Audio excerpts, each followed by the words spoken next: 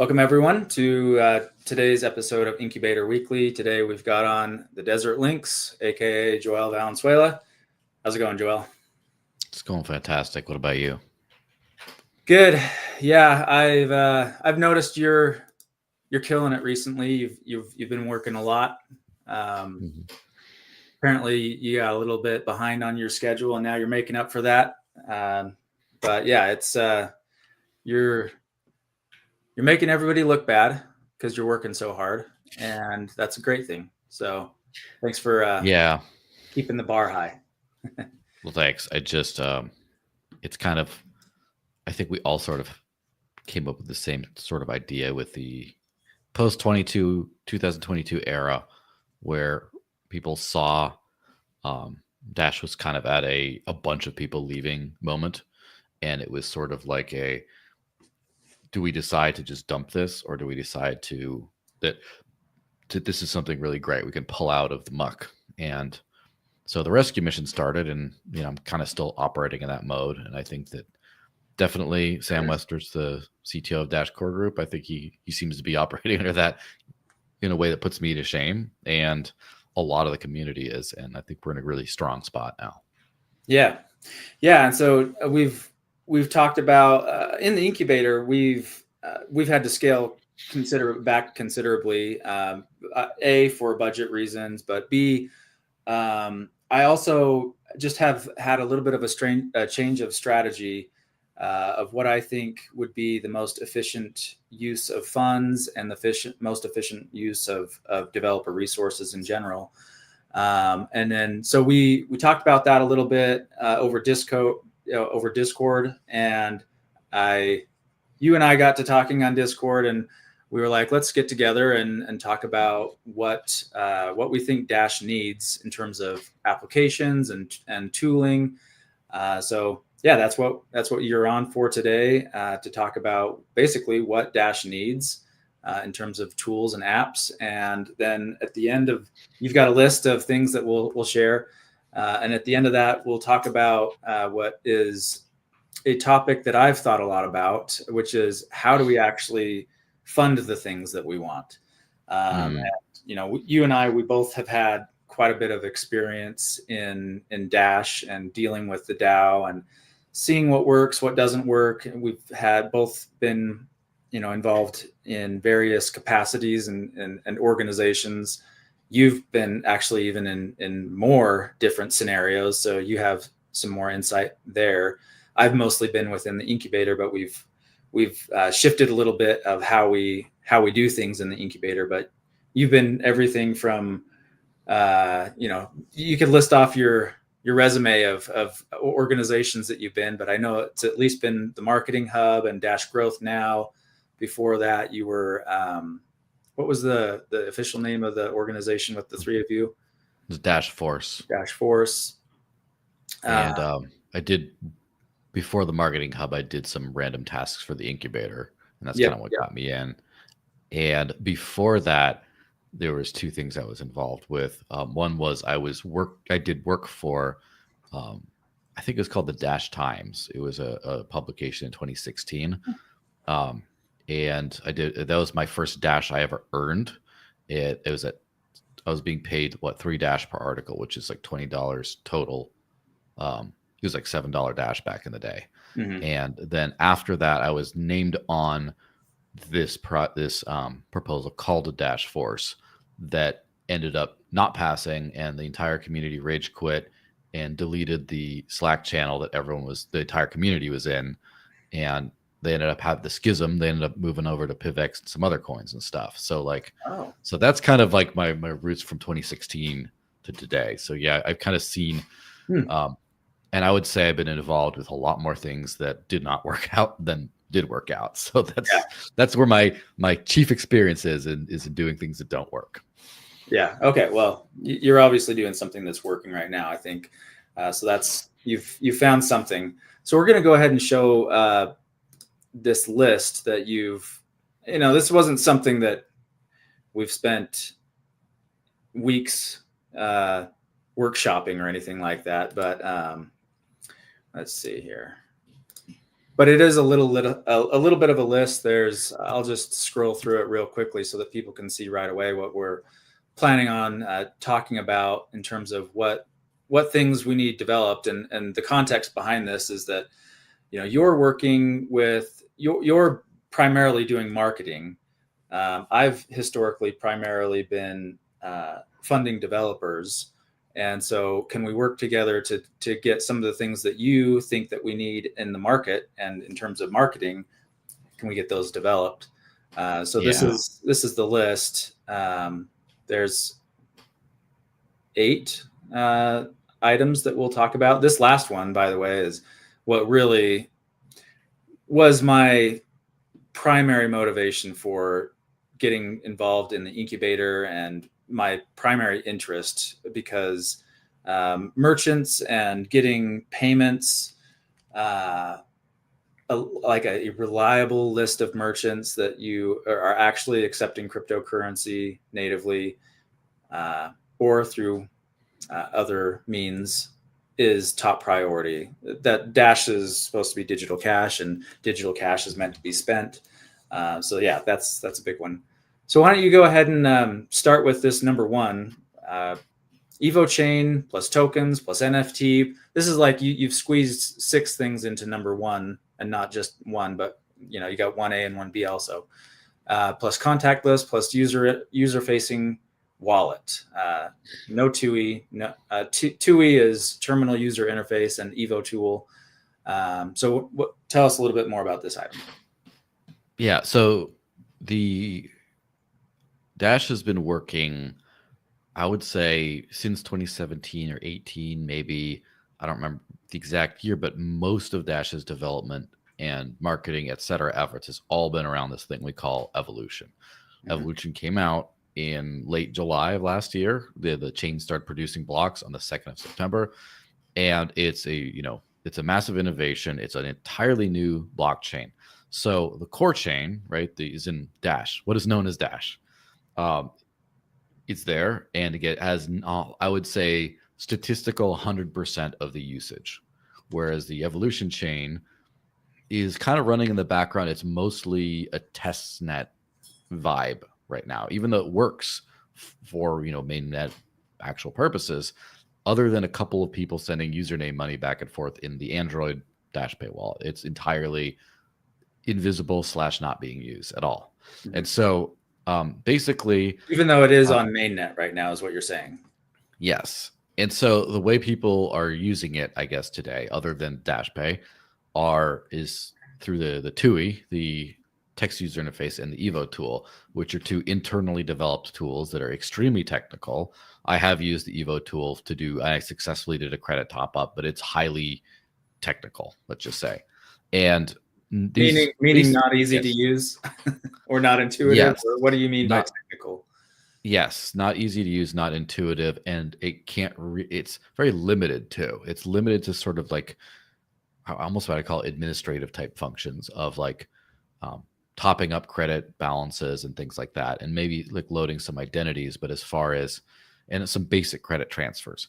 But so basically, we have this state of the art blockchain that we put a lot of money into building, and a lot of gears. A lot of people got fired over not delivering it, and a lot, like, we have so much, and literally not a single person, not a single end user, I should say, can interact with the chain directly.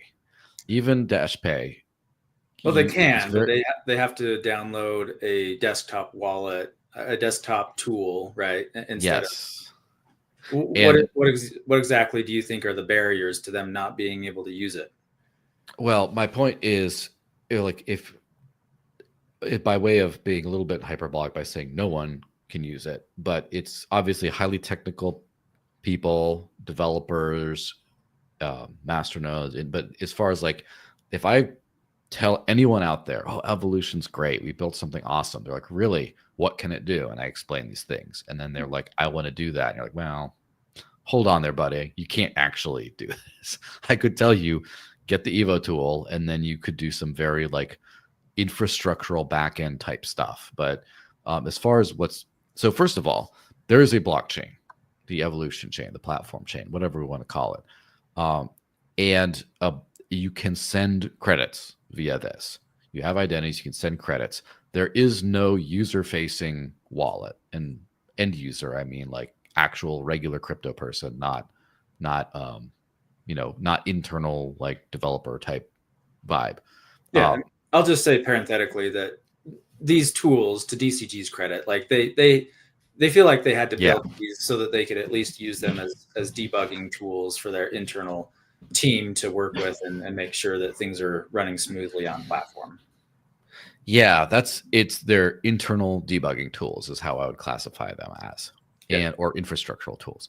But so no one can send credits back and forth. The basic thing that every altcoin from the 2011, 2013 era, 2014 era could do, which is you get some, you can send it around. There's just no way for people to do this yet. And so not the purpose of Evolution is not to send credits to each other, but the fact you can't do that basic thing means I think that there needs to be some kind of a wallet that recognizes this Evo chain at least. So as of right now, there do exist, I don't know if any actually exist, but the functionality to create NFTs, non-fungible tokens, does exist on the Dash Evolution chain. There's no way I know of to create one. There's no way I know of to view one. And I don't mean view as in view a JPEG attached to it or referenced by it, but just view it at all.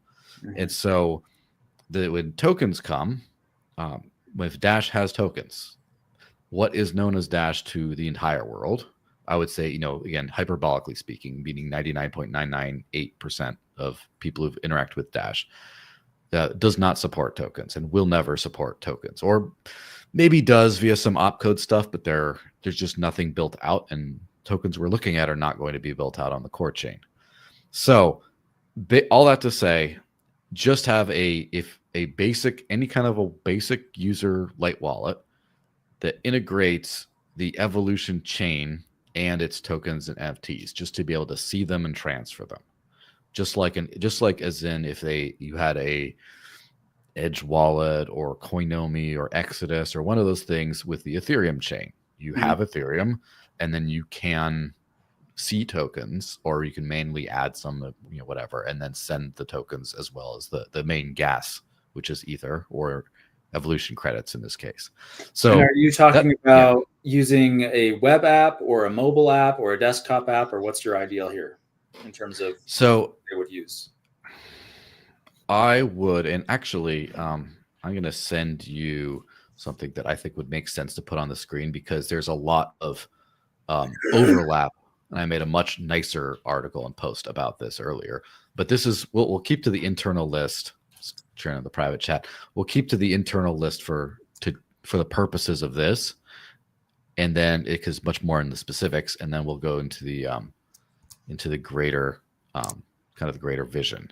Because this is where I made a public call out for basically this. I think we should get this.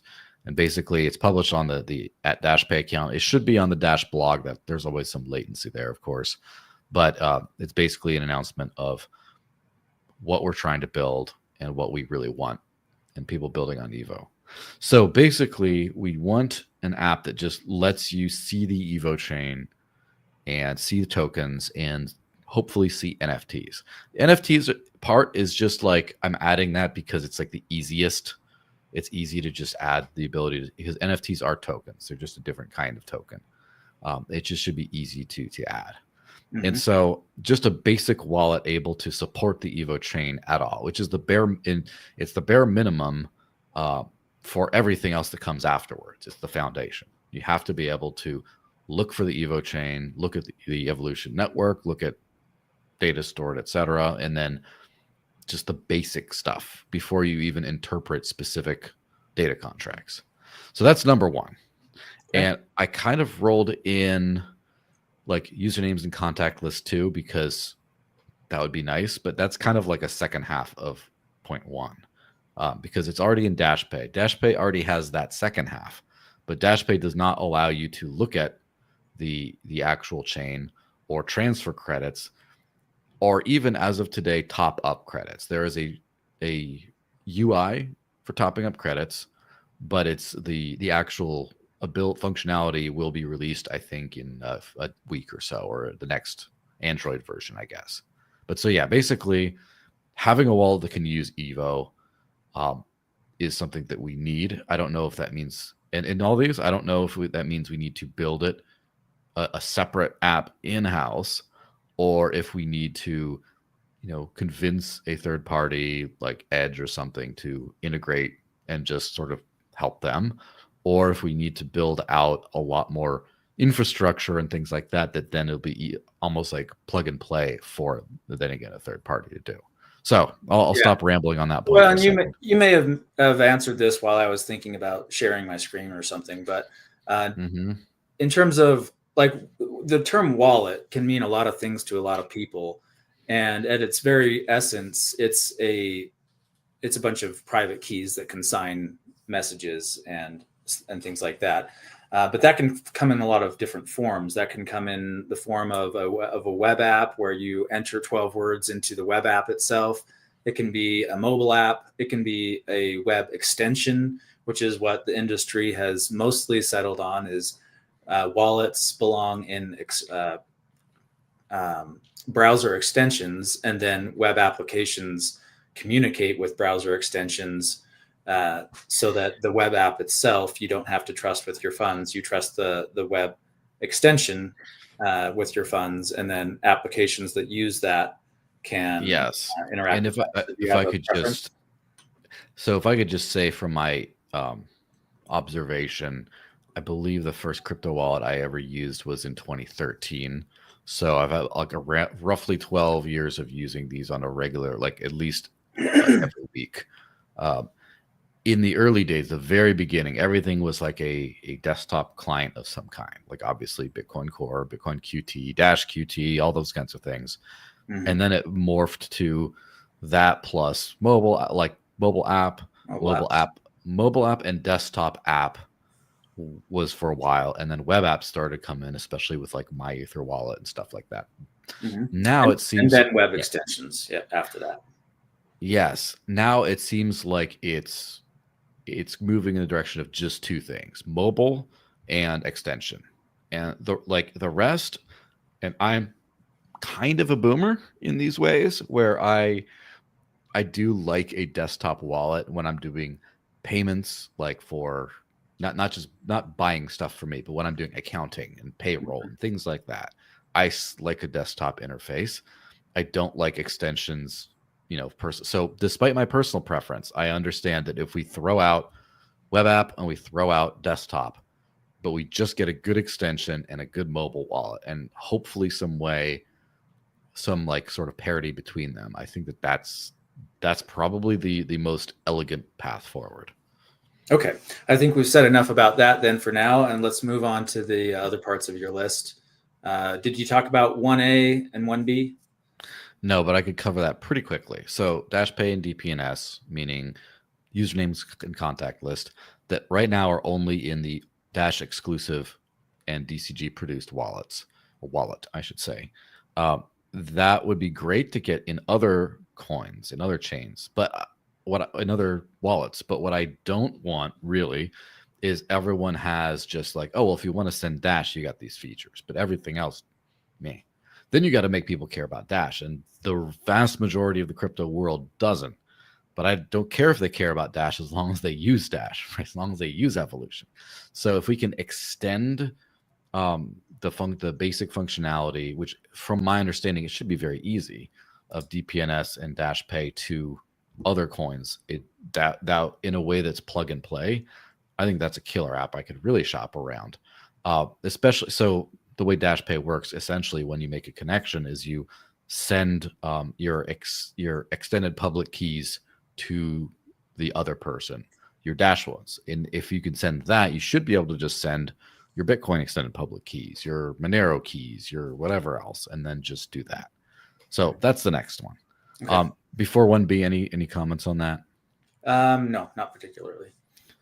All right. And so 1 and 1B with hardware wallet support. So all that with a hardware wallet that's able to connect. Now, hardware wallets are an interesting thing in that they have a lot of times their own apps, but a lot of times they also connect with other apps. And so as long as we get, say, for example, the DashPay mobile wallet or Exodus or whatever, and it can support a hardware wallet like Ledger, which, Ledger likes us, unlike Trezor. And basically to where now you can do that. And now you can be like, all right, I got my easy phone interface, usernames and contact lists, but with my like cold storage. That would be great. And I mentioned for shorthand, another one, Tangem, although Zipto is another one. There's a few other brands that have these NFC cards. It's the new generation of hardware wallets, which are mobile only hardware wallets that come with an NFC card. You tap on your phone, beep, and then it uses near field communication to connect, and then you enter your password and then you log in. And you don't have to have a separate device with a battery in it or extra power supply. You don't have to fiddle with little buttons. It's just a card, or some Tangem has a ring as well. You can just tap on to do it. So I'm starting to see that trend go in that direction. It does have a just works kind of feel, but I would really like to have, like, say in the DashPay wallet, you have a button where you say connect hardware wallet, and then you just tap a card, enter a PIN, and now you're in your savings, and you can just transfer that to your spending balance and then log out, and now you're back to just your phone. So that's that. Okay. I think you meant 1A here, so I'll just correct me if I'm wrong, but you wanted these 1 and 1A to be hardware compatible, basically. Now, I will say, for my comment on this one issue collectively, is that the best way to architect these things, in my opinion, and I think folks like AJ would agree with this, is that you build a good SDK that then can be used in any of these different applications. So if we're talking about a desktop wallet, then it depends on which language you want your developers to build these things in. But regardless of what language you're building it in, if you can wrap all the functionality into a software development kit, which is basically a library of code that's pre-written that does a bunch of stuff, and that other developers can then import into their code, and all the major primarily used functions are already written. So all they have to do is connect that with the business logic of their applications. That's a good way to go architecturally, which is why I've been kind of like pushing the SDK, and that we need an SDK that's easy to use. So that's what I'll say about that item. I consider SDKs to be a prerequisite to those kind of things. Go ahead with your number 2 item. Yeah, number 2 could be a 1C if you think about it. But then again, why have bullet points if they're all under the same one? But basically a connectable Evos supporting wallet. So basically, when you use DeFi protocols and things like that, you have a wallet connection sort of protocol where it basically connects to the app and then transmits the exact data to the wallet that it needs for the exact payments or the exact smart contract operations or signing a message or whatever. And so right now, as far as I'm aware, there's a few I have to try the Vultr Connect on Vultr extension to really be sure. But as far as I know, the only thing that works with any kind of Dash that does this is a key store, which basically is a wallet where you put the private keys into a JSON file, a little text file, and then you encrypt that with a password, and you just open that in a browser, and that's your thing. So it's kind of the ghetto extension wallet, more or less.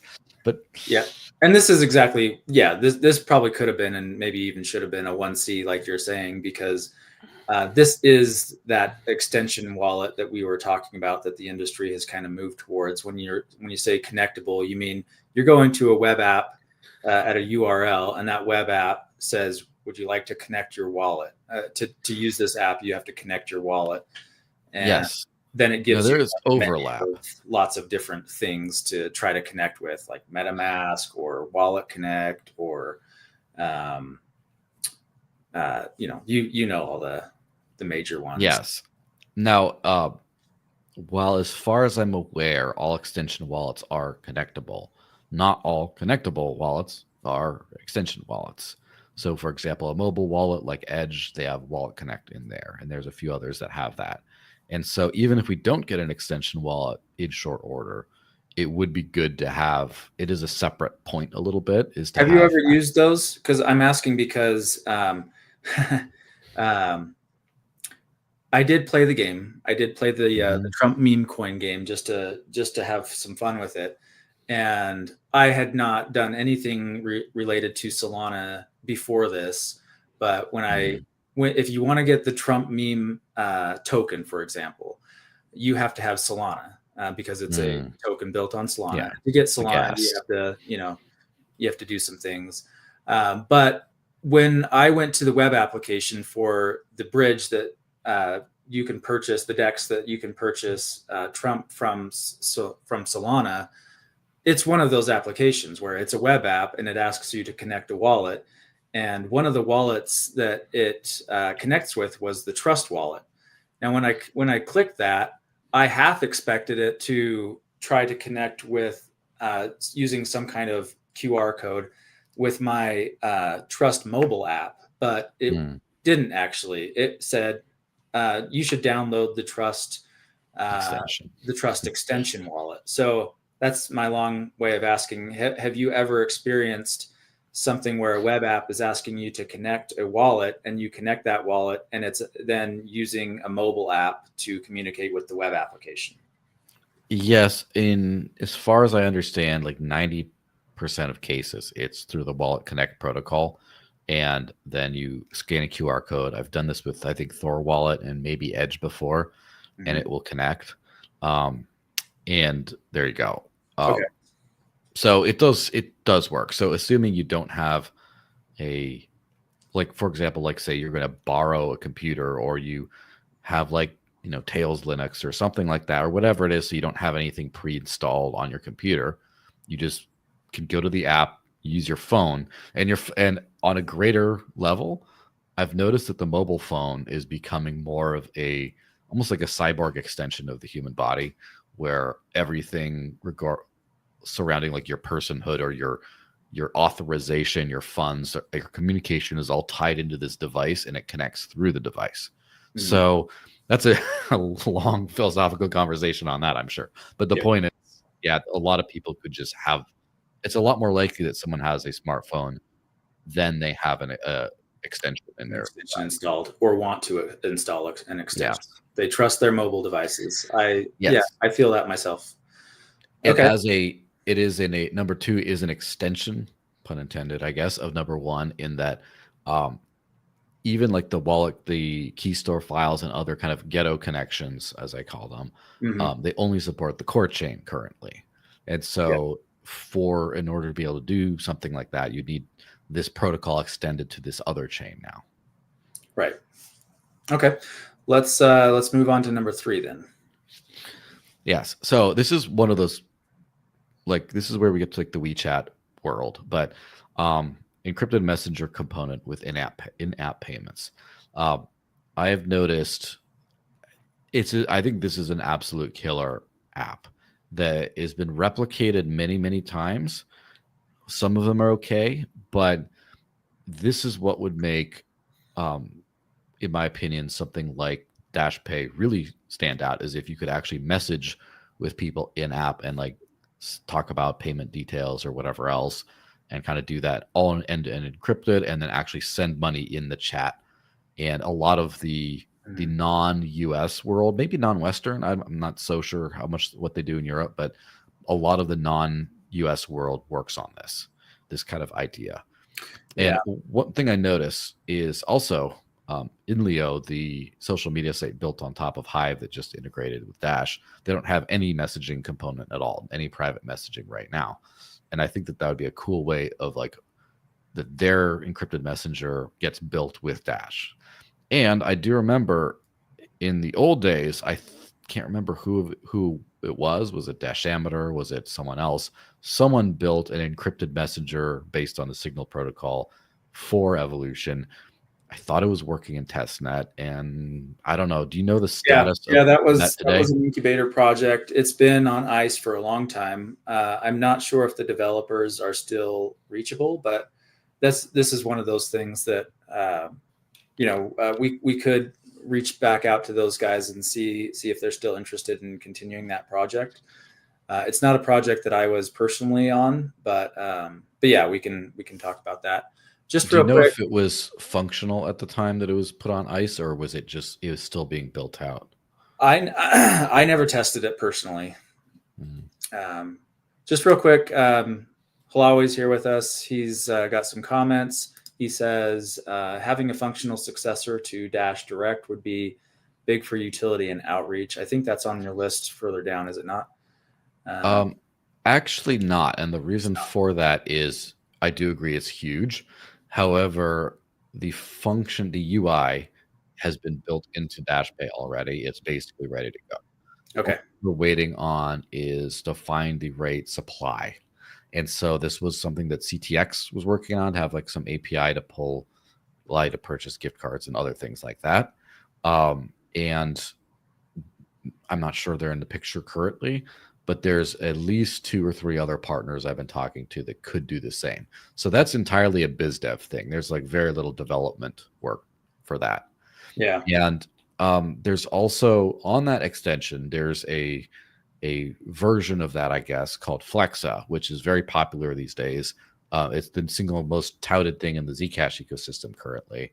And the Flexa SDK could be integrated into a mobile wallet. I've heard it takes like a week or two. It's not very much work to do this. The only and Dash actually was awarded, but did not yet receive a grant to do this.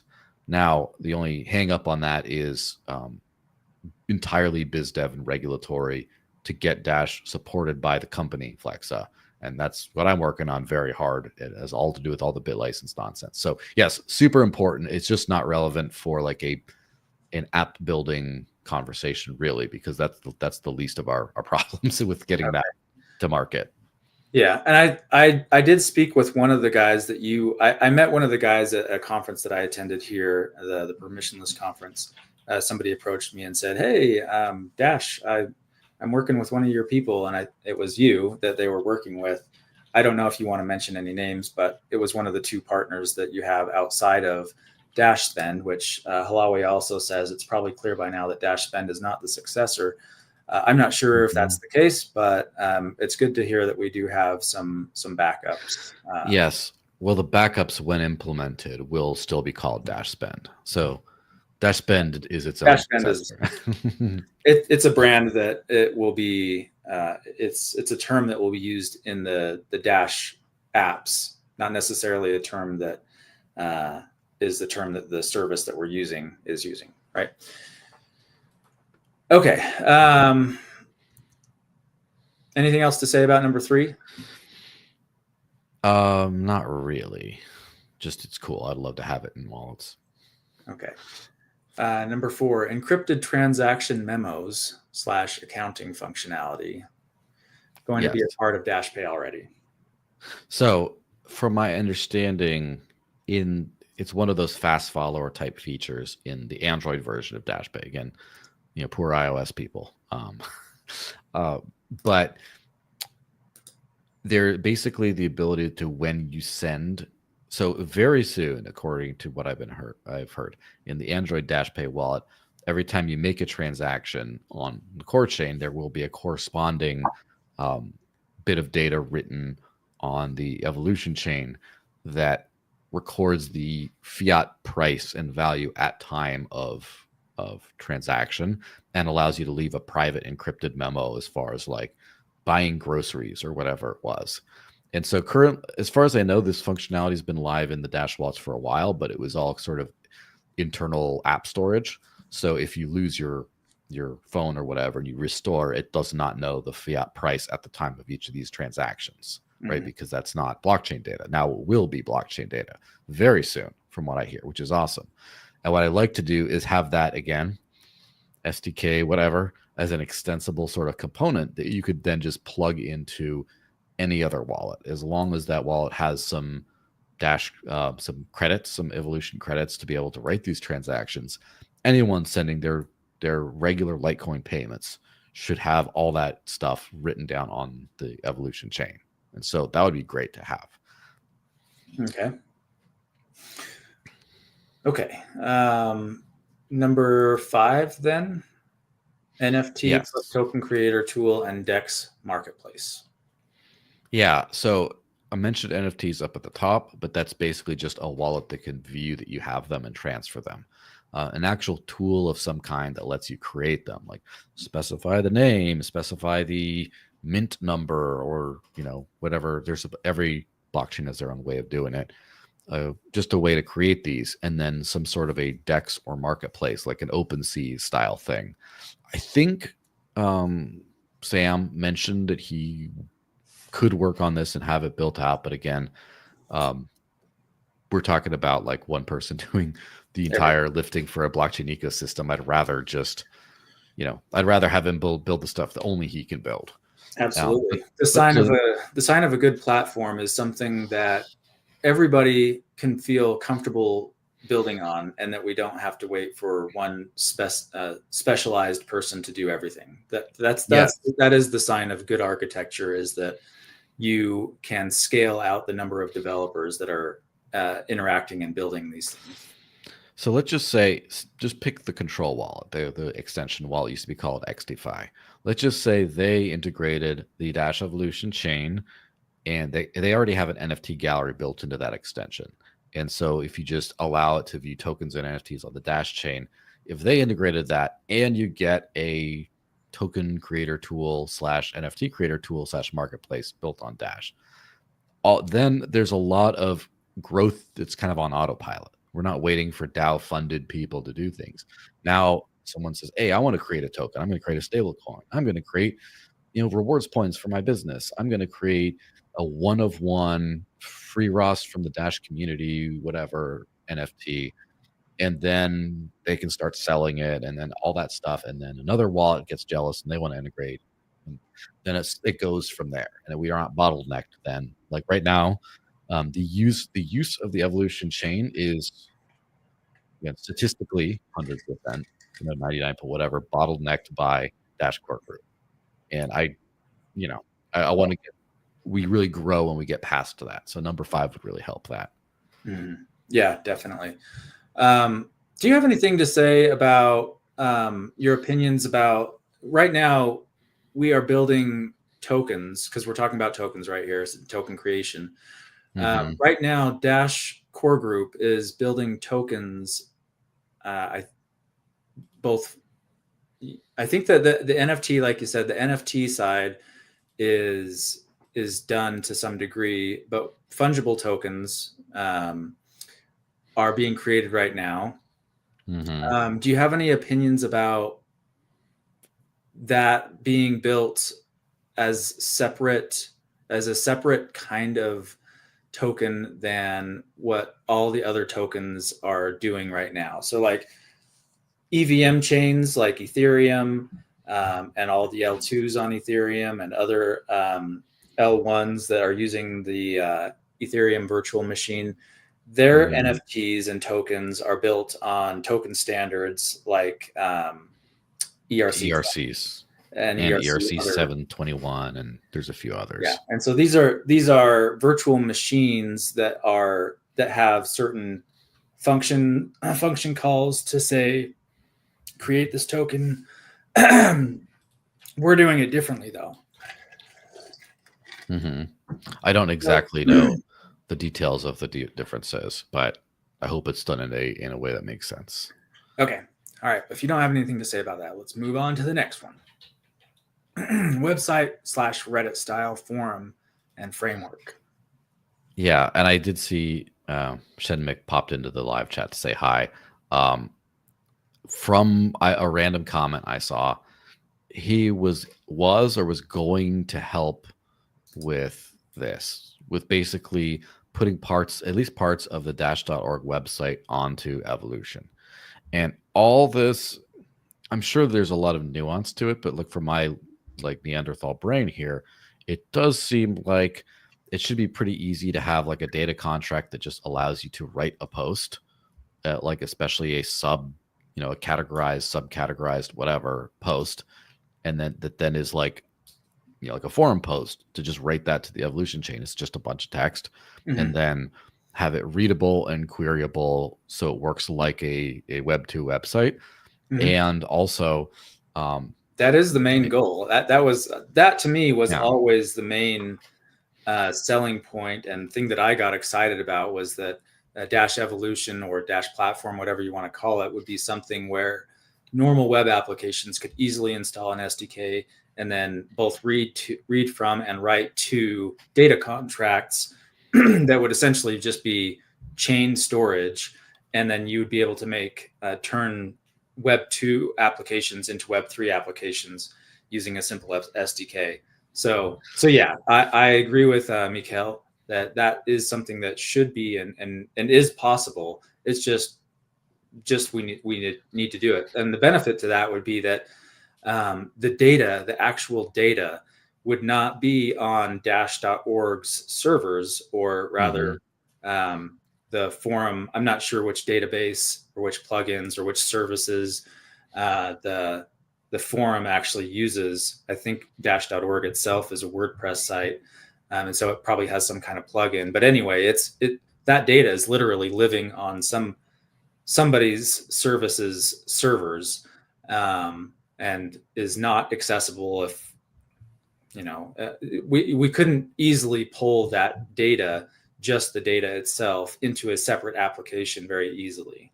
We do rely on Dash.org, and we rely on the service that Dash.org is using. So putting it on Dash Platform would mean that other applications that maybe want to present it or give a different user experience differently, they could easily do that. You could even pull it into a mobile app. All sorts of different applications could interact with this single source of truth that's living on chain. Yes, and especially, obviously, the forum is a great example of this. There's three big reasons I want this, and it should be simple, but there's three big reasons. One, I want the evolution chain being used more. More money to Evo nodes, more activity. It's great. Number two, I don't want all this important stuff being built on legacy Web 2 type stuff that can be censored, especially the forum, and in particular something like Dash Central, where people talk about valuable governance mechanisms, and they have to go to some third-party website to get all the information. That's not usually that good. I'd rather have that. Number three is because it's kind of a twofold thing. One, I want it to cost money to post, even if it's just a little bit, because there's a lot of low quality of content that I think can happen when people don't have to do that. And I would like to, if they're going to cause eyesores for the rest of us, at least they should contribute to the network. And I totally agree. With their fees. And as another side to that, I think that moderation is super necessary in a lot of these kinds of forums. However, understandably, people have been very shy to moderate because this is like foundational type things as far as like Dash. Like, people should be able to express themselves freely about Dash proposals and stuff. It shouldn't have a centralized moderation aspect. How the Discord solved it is there were competing Discords, and one that had the best free market moderation style just won out, but like it didn't happen with the official forums or whatever. So what I'd like to do is have an area where you could moderate without censoring, right? You could say, look, this is the big boys portal into Dash's governance and treasury discussion. If people do these kinds of things, we will start to filter out those comments, but they're still going to be attached to the proposal on the actual chain. Anyone can just root out of it to still see them. Anyone can say, with like almost a snap of the fingers, I'm just going to copy and paste this entire website, except remove the filters, and now I have it. Yeah, and just kind of, yeah. Okay. Moving on a little bit. I think we will leave this question from Halawi to Quantum Explorer, because it is something that he would be able to answer more, but I'll throw it up on the screen.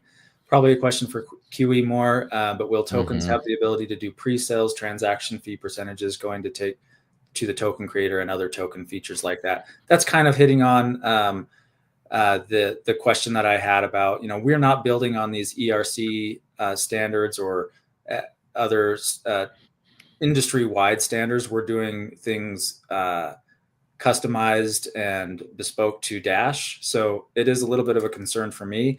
So I don't know the answer to that question, but it's definitely a valid question. Let's move on to the next item. I know you've got a stop pretty soon here. I want to just touch on these last remaining items. Yes. So social media site / framework, which all a social media site really is just a pared down, more interactive, different sort of way of a website / forum. So there's a lot of similarities. It's not exactly the same thing. We did have a very nice prototype called Djembe that was out for a while. I've kind of shifted my mind on this a little bit because experiencing plenty of social media networks has shown me just how crazy hard it is to make one of these things. So I'd kind of like to build more of like a protocol that people can just tap into if they want to, say, port their social media over to something, for example, to decentralized Rails, and then find people who've done the hard work as far as algorithms and user acquisition and stuff to just try to plug in, Dash to kind of run off of. So that's kind of my idea on that. Okay. And then the last item, merchant map / geolocated directory. Basically, let me just tell you this, right? The merchant map problem has been such a pain in crypto. Where do you spend your crypto? Well, you go to a merchant map. Who maintains that merchant map? Pretty much no one. And then there's competing maps. People use maps to be like to prove points of who has more adoption. Like all this kind of stuff has happened. The data is inaccurate. They're not very useful. The way I've approached this so far is there's a site called Cryptwork, which seems to be the multi-coin for-profit merchant directory, and trying to get there. And they do check listings themselves because that's what they do. Because that's their and business. Yep. Yes, and I have gotten some of our partners to automatically give them their APIs for data, so that, for example, when I know Coin Payments does this at least, and there's a couple others that do it, that every time they add a merchant, they onboard a customer, a paying customer, it shows up on the map automatically. Mm-hmm. And so, unfortunately, so this is just the way that works. It's really good, but unfortunately, that creates a corporate dependency, right? An external company dependency. Yep. And so, having that built on a decentralized system of some kind that everyone can sort of write to and tap into, I think would be really good. Yeah, agreed. And it's this number 8 alone would be the topic of a whole other show, but that's let's leave it there for now on that. Do you want to hit on these couple extra things real quick, and then you want to talk briefly about how we've listed a bunch of stuff. How can we actually fund this stuff? That's maybe I have to have you come on and we'll dedicate a show to that, or maybe we can just give a teaser at the end here. Yeah. So the extras is SDKs and broader dev tools to help all this out. Now, I'm not super technical, so I don't exactly know what we need. And also, amongst the people who do talk about SDKs and tools, there's perspectives ranging from, we can build stuff now, just raw dog it like, Shenmik and the other people have done. Just they can do it. Versus we have to build like a native JS SDK at these specifications. Otherwise, it'll be just really difficult to get people on board. And I just don't know. But if that's necessary, right?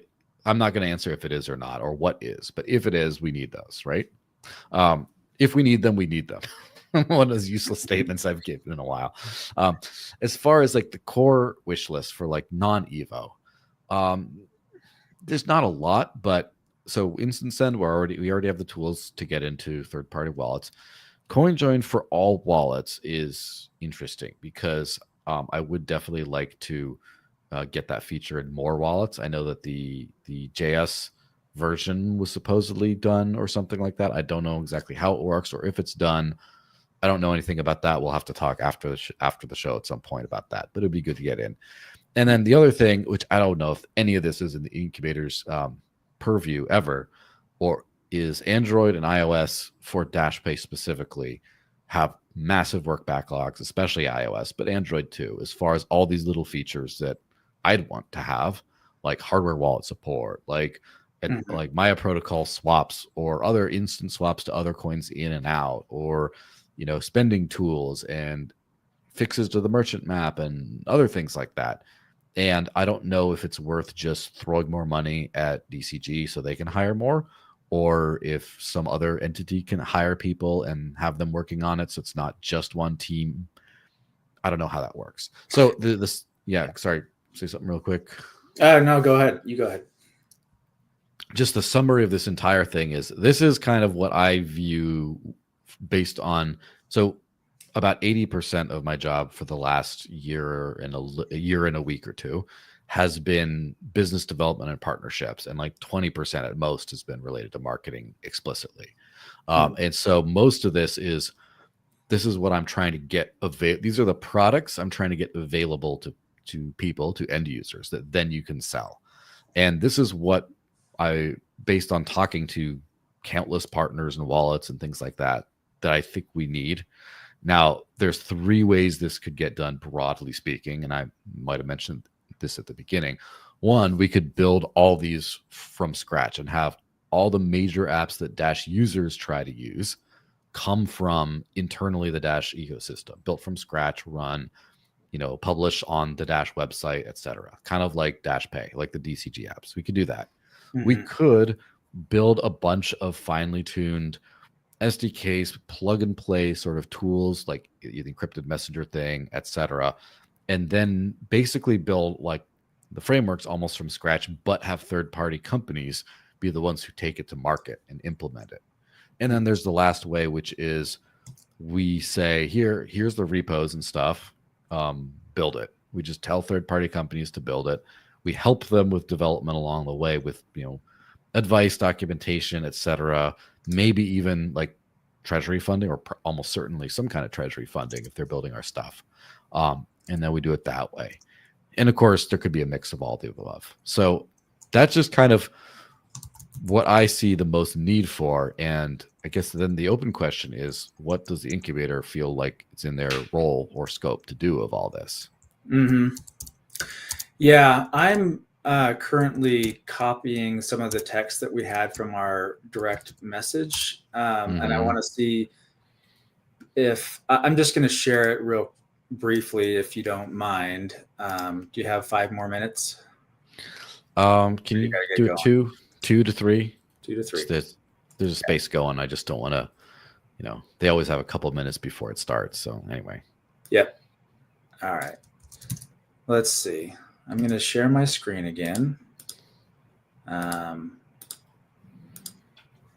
Okay, so you said the big question is, should we A, develop these apps in-house from scratch, like Djembe, Dash Pay extension, B, build some tools in-house that third-party apps can and companies will use to integrate Evo, or C, just fund third parties to do it themselves. And then I replied, let's see. Basically, that A is, I did get some feedback when I was asking for feedback from my last incubator proposal, and I got some feedback from both you and Sam. And what I kind of noticed was that Sam had, he wants things to be built from scratch to completion within, the Dash community. And so I basically said these things regarding the things that you have up here, and that I think that A is probably too expensive for our budgets right now. B is absolutely critical, and that we need to do that. And that C is risky, like you're saying. It's risky because then we're beholden to third parties for features and other things and support. So I'll just kind of leave that there. People can read these if they want, and maybe we'll have you back on the show to talk about this more some other time, or maybe we'll just continue the conversation in Discord. But thank you for coming on to the show. Do you have any final words to part with? My final thought on the approaches is, right off the gate, what I have the power to do through my capacity is C. And so I will start with C. If there is B available, I will promote B to the C, right? I will promote whatever tools we have. Hey, it's easier if you do it this way. And if A produces anything that's actually good and actually has some sort of a sustainability plan, whether it's a for-profit venture, whether it's just part of the DCG suite of things, like I do think that Dash Pay could just be turned into an extension, and not the Dash Pay extension as named necessarily, but is in just an extension version of Dash Pay, and it could just be as a parallel DCG item, for example. And anyway, and to finish, when A comes out, I'd be more than happy to promote anything that works. So that's just kind of my thing. So I'm kind of a slave to the developers in this case. So whatever is available to me is what I will promote. And so that means C is very available to me. A is available as far as Dash Pay. B is not available. Extended A is not available. If those become available, I will promote. My bias is towards stuff that works that will get users to use Dash, and that's it. Yep. Okay, I'm going to let you go, and then I'll wrap up a couple thoughts here, cool. And then we'll go from there. Bye, guys. Then thanks, Joel. I'm going to stay on here for a little bit. I just wanted to mention. I don't know specifically. I don't want to put words into Sam's mouth. This was my interpretation of what the feedback that Sam was giving me, that he wanted Incubator to like build one or more applications from scratch to basically completion, but without the SDK, because the SDK is not ready yet. And so that's why I'm saying this is the Sam approach. Sam's welcome to come on and correct me. I've invited him to both to this show, and he's got an open invitation here. And then C, this is what Joel was saying as well. Like, this is the Joel approach. And I find this to be too risky for certain things, like tooling. We wouldn't want, for example, a third-party developer that was like a corporate entity or something like that we contracted out to build our SDK or some kind of crucial low-level tooling. We wouldn't want that, because that creates too much of a dependency on them to get features out and things like that.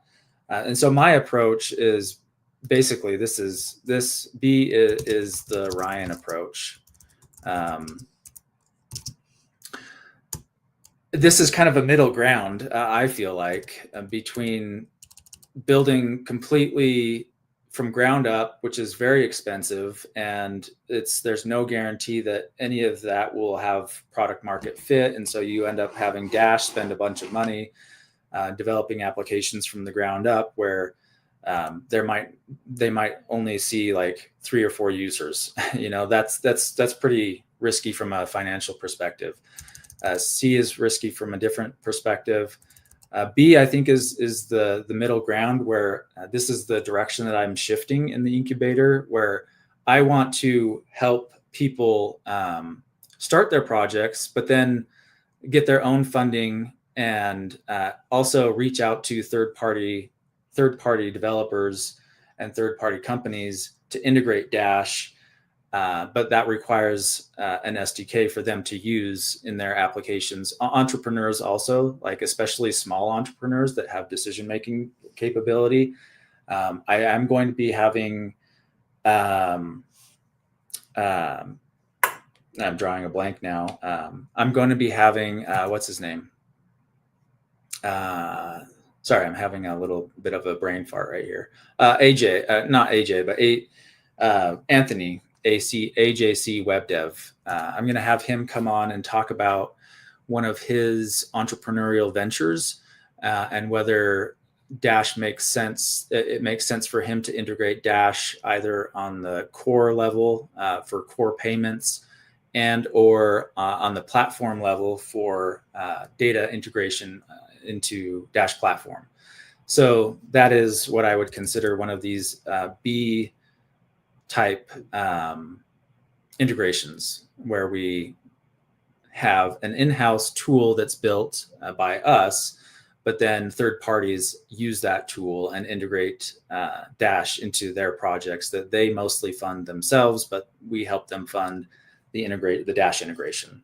So that will be a later show, maybe even next week. So stay tuned for that.